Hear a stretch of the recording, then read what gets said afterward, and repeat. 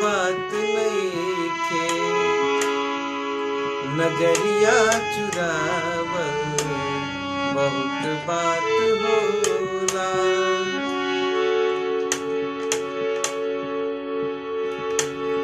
केहू के रोवावल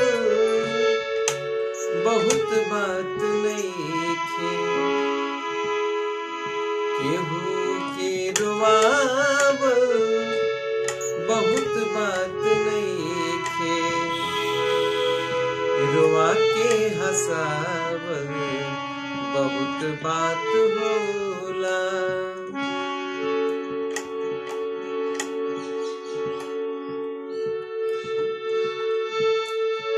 देखी देखी हमके अब ता हंसता जमाना,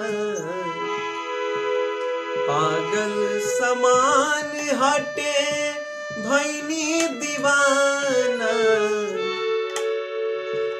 हो देखी देखी हमके अब ता हंसता जमाना, पागल समान हटे भैनी दीवाना।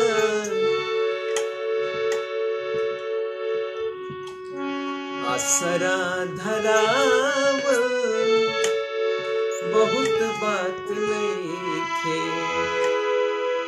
असरा पुरावल बहुत बात होला।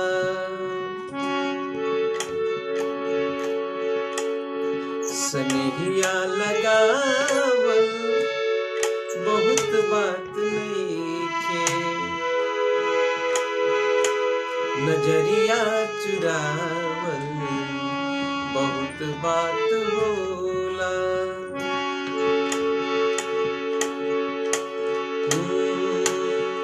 नजरिया चुरावल बहुत बात होला।